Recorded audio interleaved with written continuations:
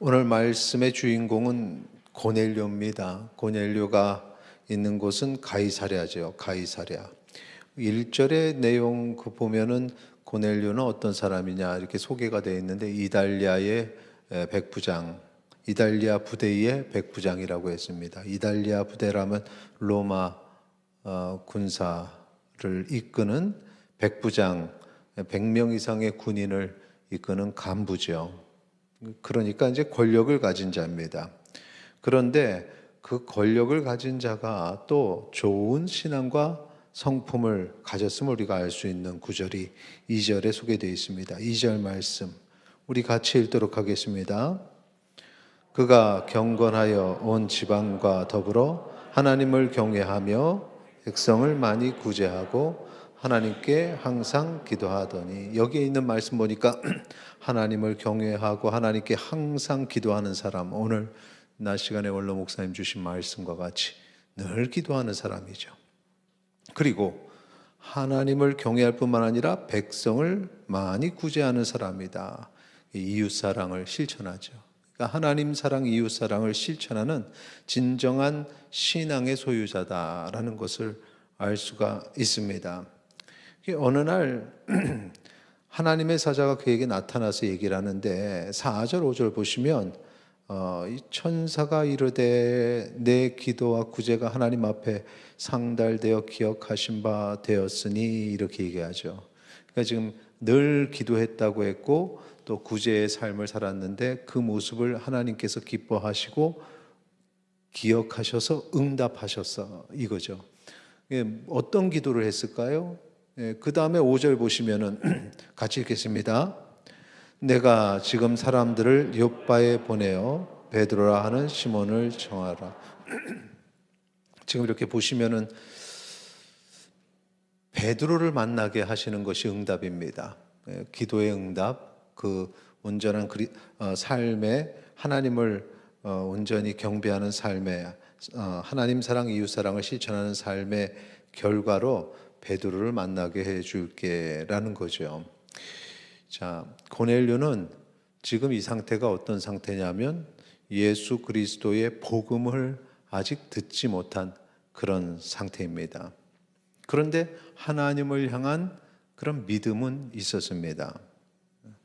그 믿음이 어디서 났을까 이렇게 생각해 보면, 여러분 그때도 잠깐 말씀을 드렸는데 빌립 집사님이 복음을 전하고 이 사마리아 지역에 복음을 전하고 그 다음에 에디오피아 내신에게 복음을 전하고 그리고 이제 떠나서 복음을 전하기 시작해서 머문 것이 가이사랴입니다.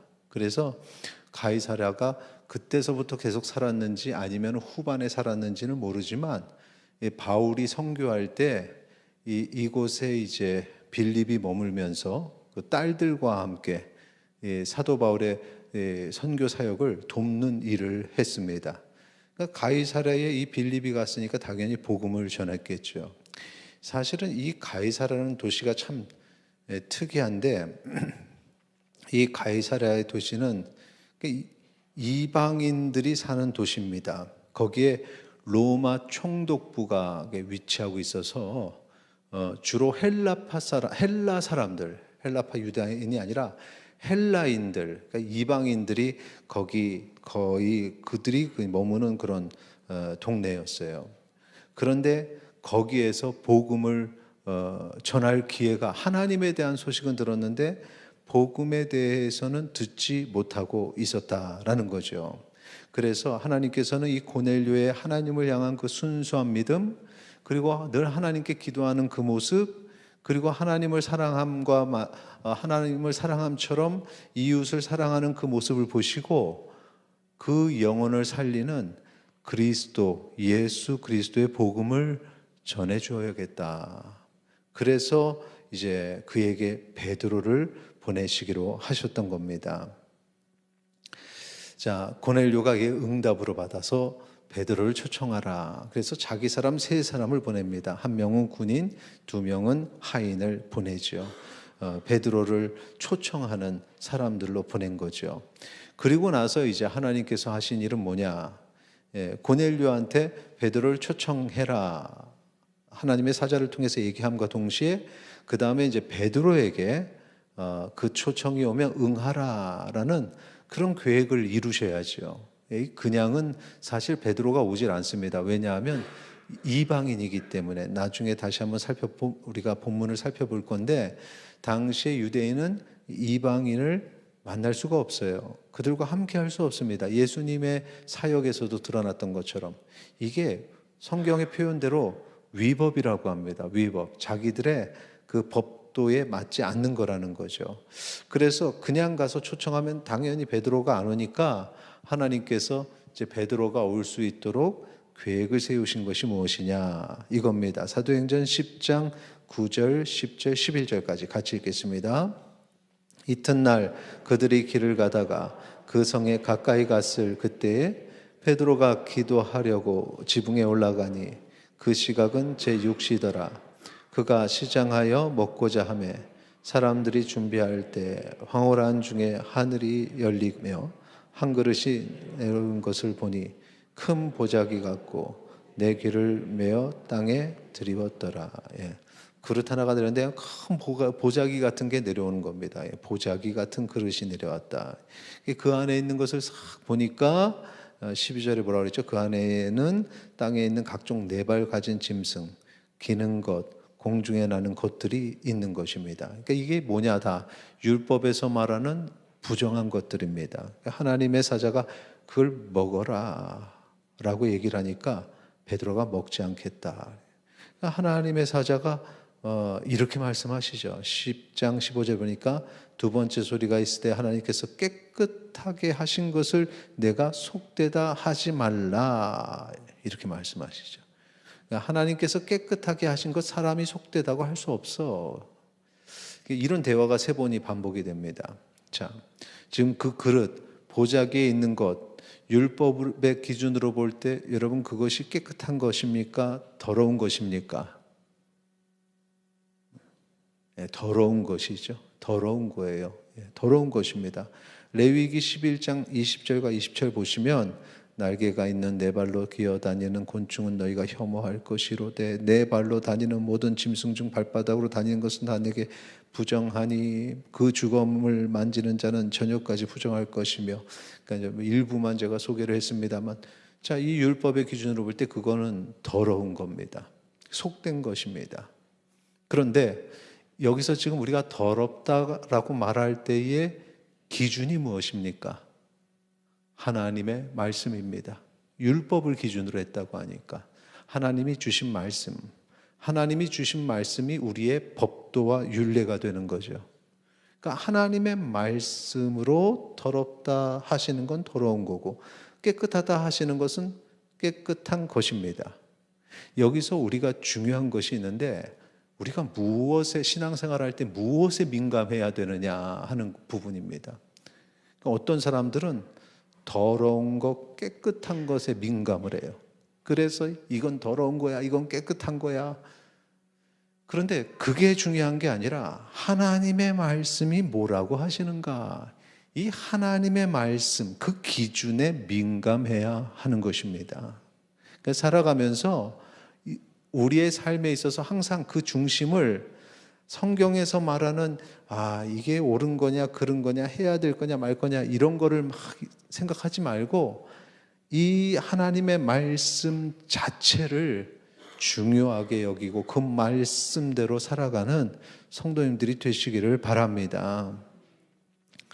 그래서 하나님의 뜻과 하나님의 생각, 하나님의 말씀에 민감하면은 항상 옳은 길로 가죠.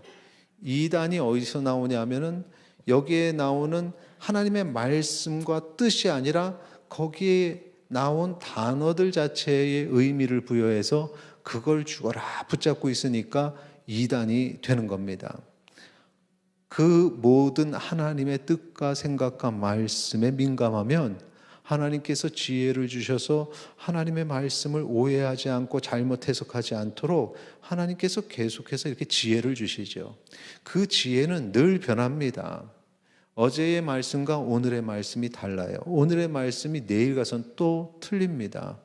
우리는 항상 그 삶의 문화가 다 다른 시대를 사는데 이 똑같은 하나님의 말씀은 그 다른 문화의 진리로서 우리에게 항상 역사하고 계시고, 시대가 다르고 세대가 달라도 우리 60대, 70대, 80대 어르신들이 하나님의 말씀을 통해서 깨닫는 그 말씀의 진리가 사실은 그냥 일반적인 문학 작품 같으면 10대, 20대가 보면 이건 이 시대에 맞지 않는 거야 라고 말할 수밖에 없는데, 여기에 있는 어떤 세세한 것들이 아니라 하나님의 말씀에 담긴 하나님의 뜻, 이것은 어떤 세대가 받아도 그 세대마다 주시는 진리는 놀랍게도 거기에 다 어울리는 진리의 말씀을 주신다는 사실을 기억하시기 바랍니다.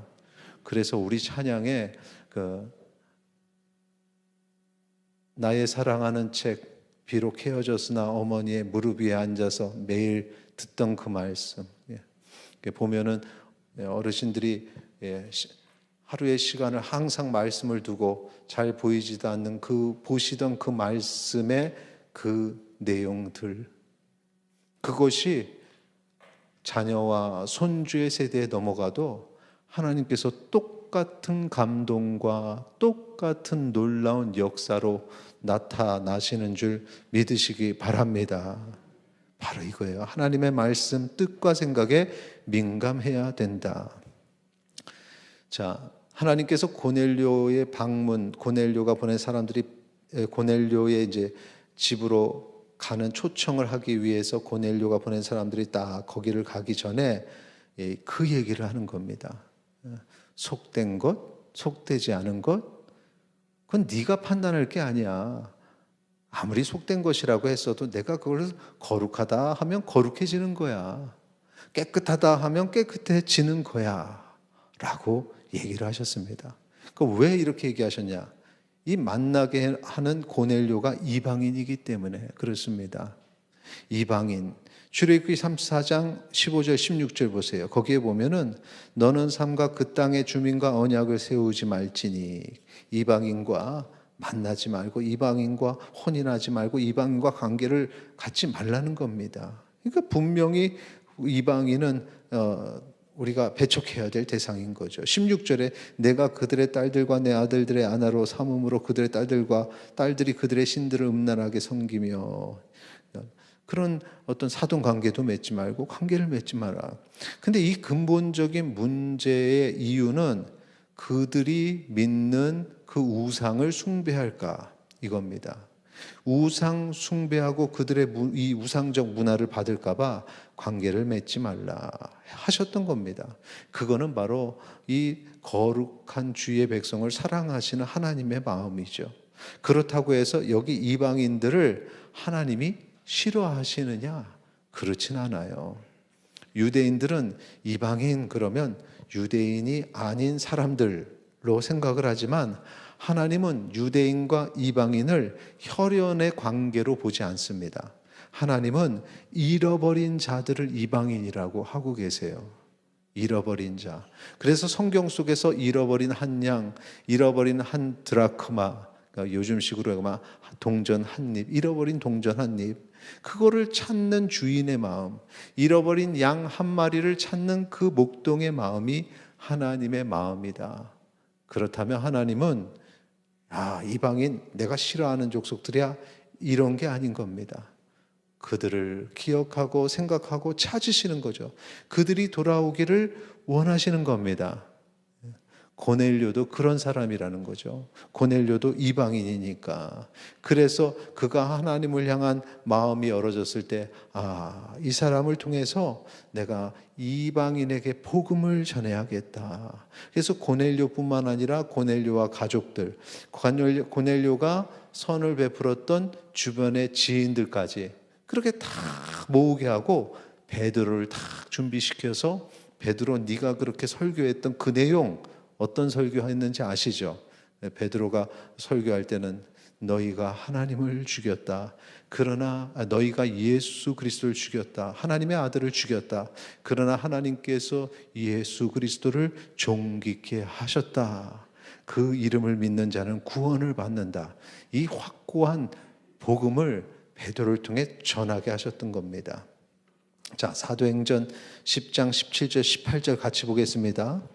베드로가 본 바 환상이 무슨 뜻인지 속으로 의아해 하더니 마침 고넬료가 보낸 사람들이 시몬의 집을 찾아 문 밖에 서서 불러 묻되 베드로라 하는 시몬이 여기 유숙하느냐 하거늘.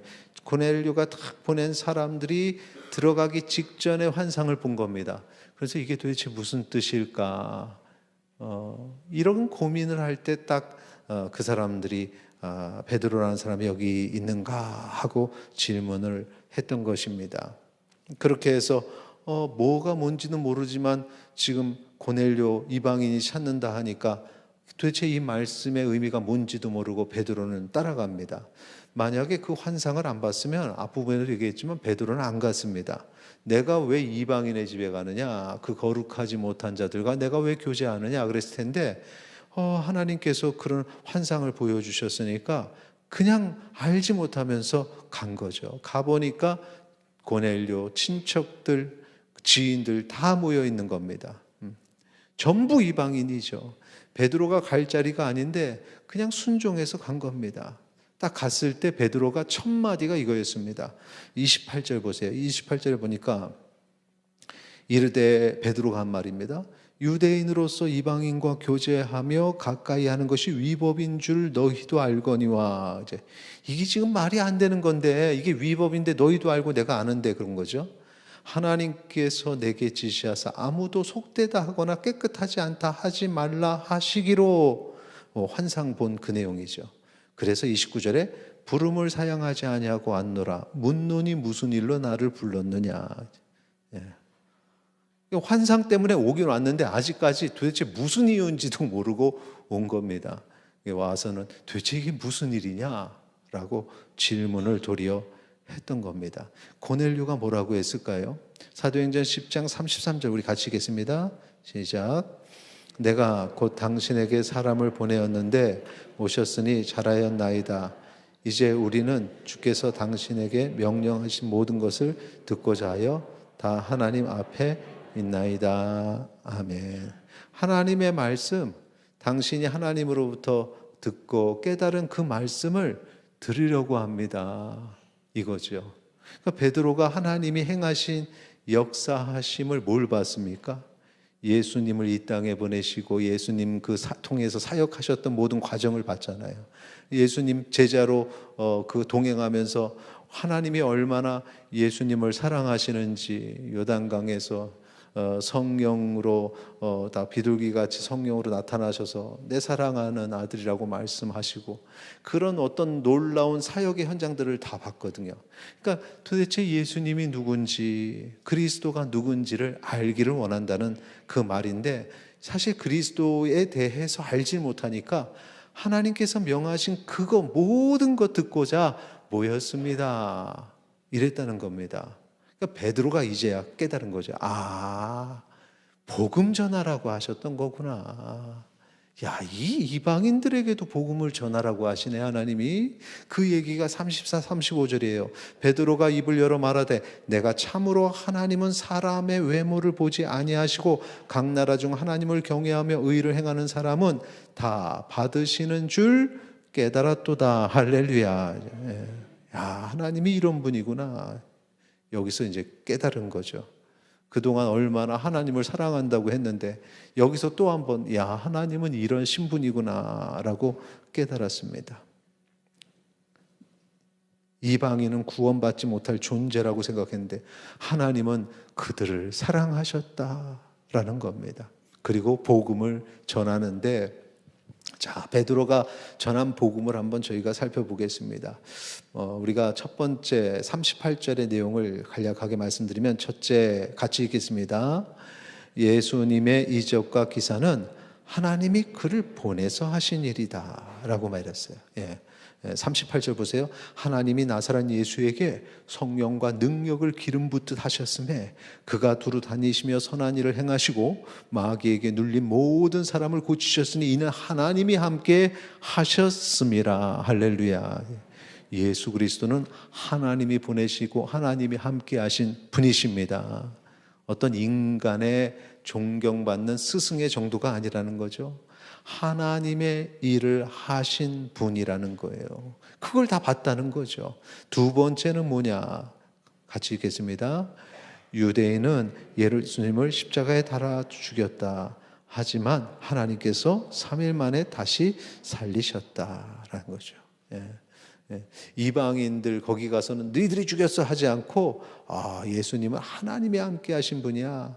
근데 유대인들이 예수님을 십자가에 달아 죽였고 하나님께서 그 뒤에 3일 만에 사흘 만에 요즘에 젊은 사람들이 이 사흘이란 말을 안 써가지고 이게 무슨 말인지 모르는 친구들이 많대요.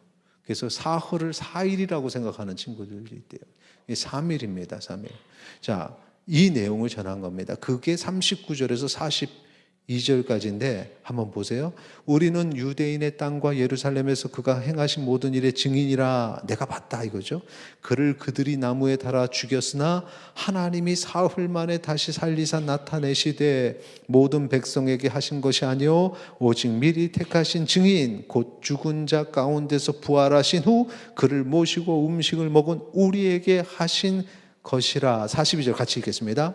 우리에게 명하사 백성에게 전도하되 하나님이 살아있는 자와 죽은 자의 재판장으로 정하신 자가 곧 이 사람인 것을 증언하게 하셨고 할렐루야.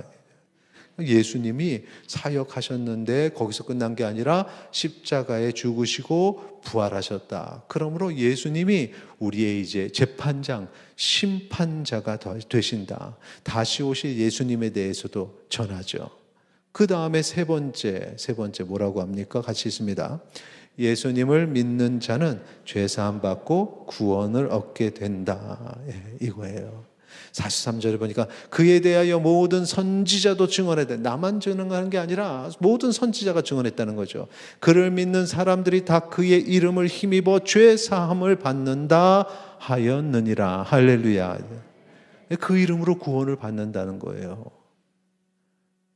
베드로처럼 예수님 가까이서 함께한 사람이 우리 중에는 없습니다.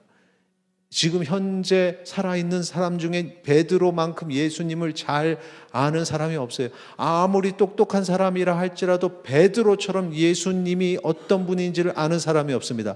가장 가까이에서 예수님을 보니까 고백하는 거예요. 예수님을 믿는 자는 구원을 얻게 된다. 그렇게 가까이서 본 사람이 증언을 하는데 어떻게 이렇게 멀리 2000년이 지난 우리가 예수님이 구원자이다 아니다 말할 수가 있겠습니까?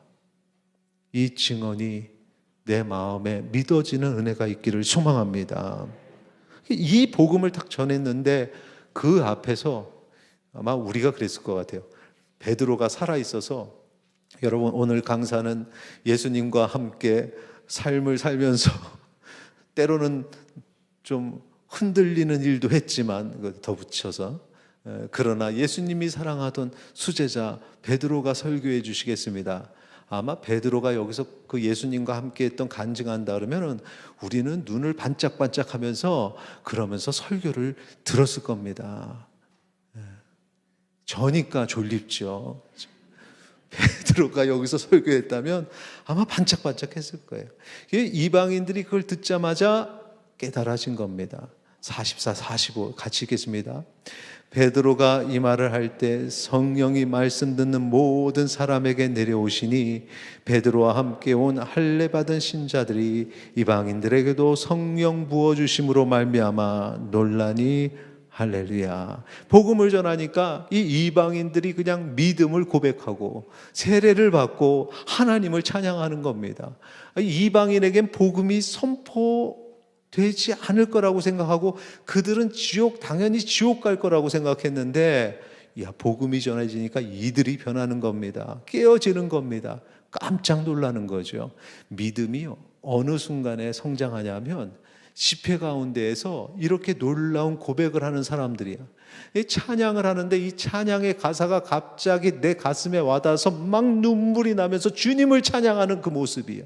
하나님의 말씀을 선포하는데 늘 듣던 예수님의 십자가 이야기고 부활하는 얘기인데 전에는 그냥 스쳐가던 얘기가 내 가슴에 탁 와닿아서 그것이 믿어지는 순간. 그게 어떤 순간이냐? 여기 보니까 성령이 말씀 듣는 모든 사람에게 내려오신 거죠.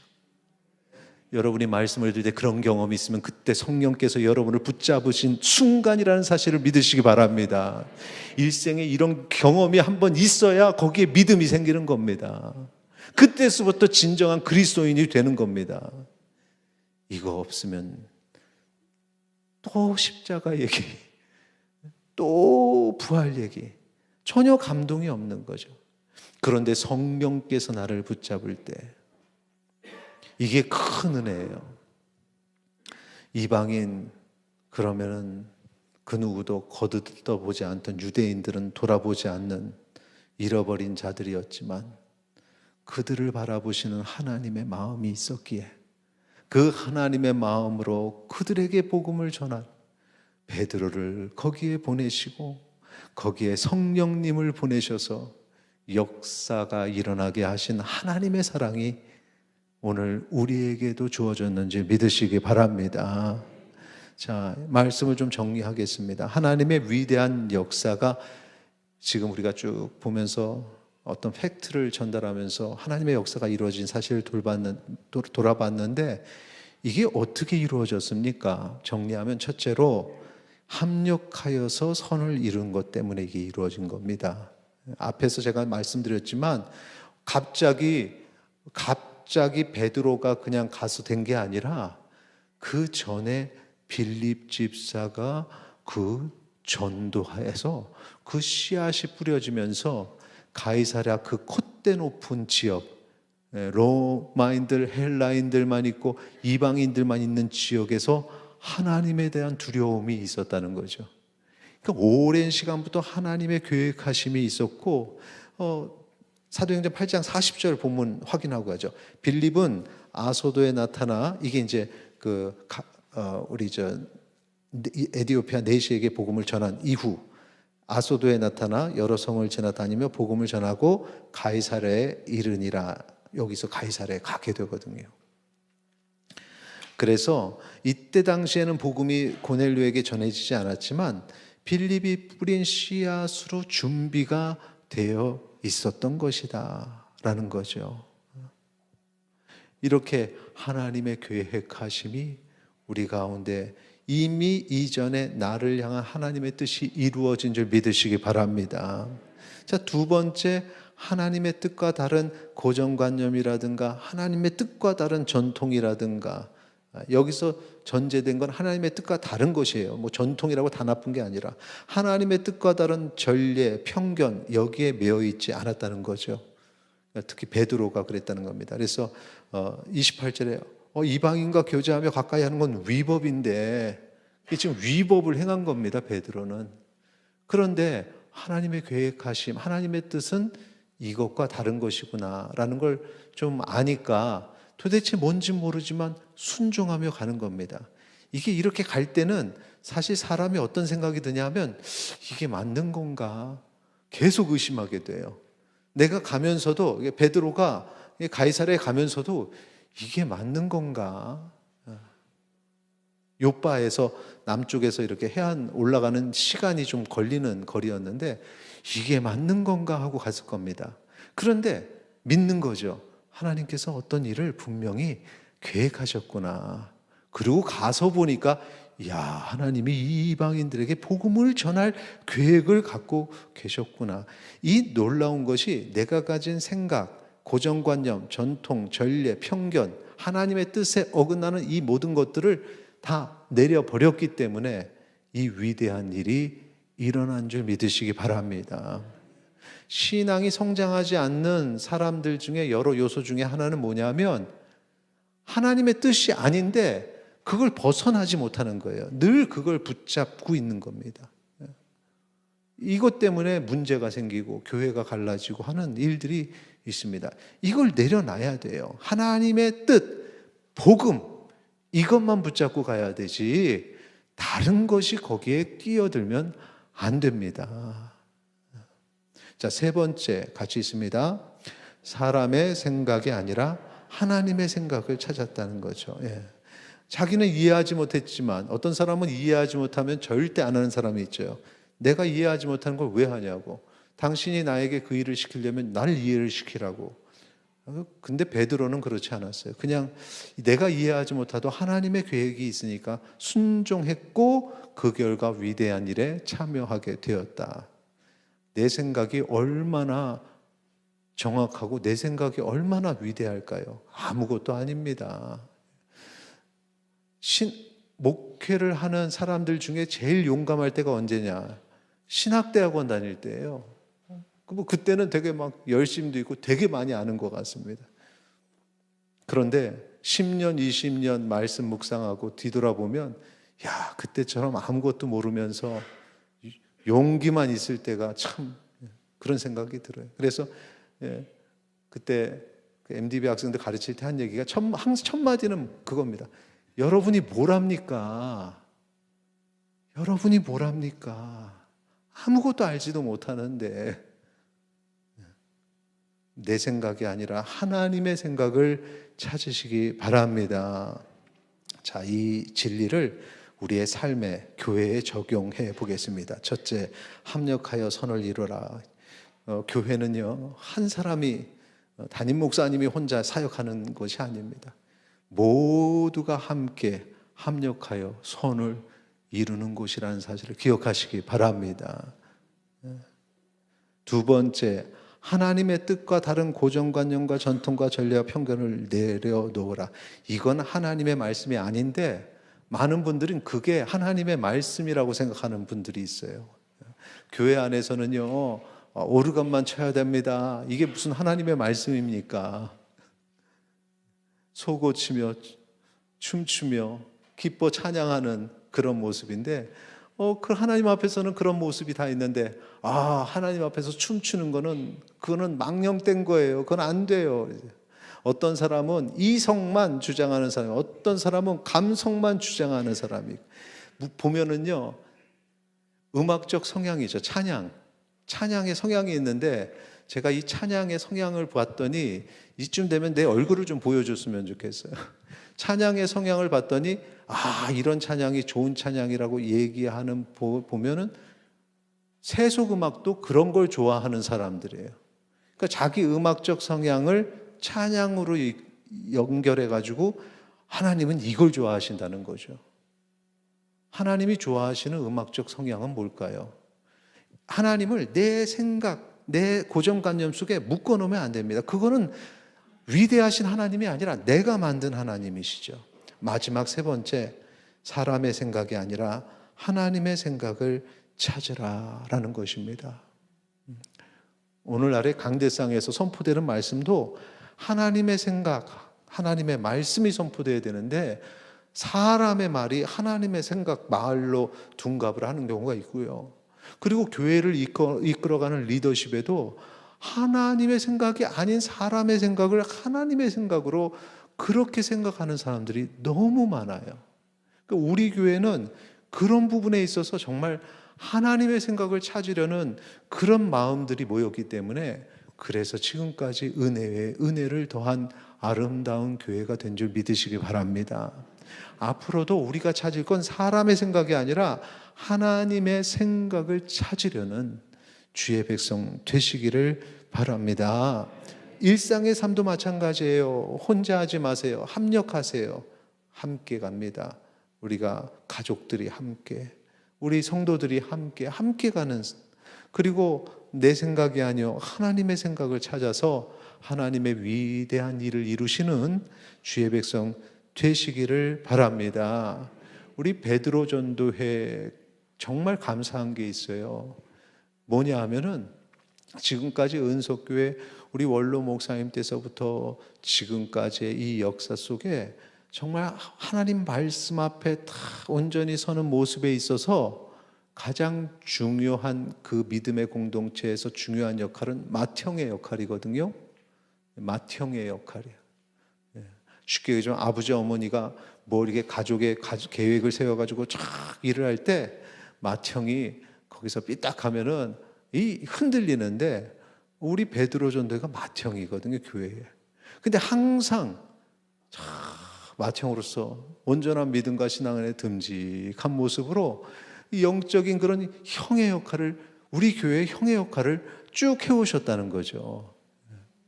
이건 비밀인데요. 아니, 유튜브에 다 올라가는데 비밀이 어디 있겠어요. 그냥 터놓고 얘기할게요. 다른 데 보면은 정말 이 맏형들이요, 제일 답답하고 하나님의 말씀이 아닌 것, 그걸 그냥 이렇게 고집하는 경우들이 참 많아요.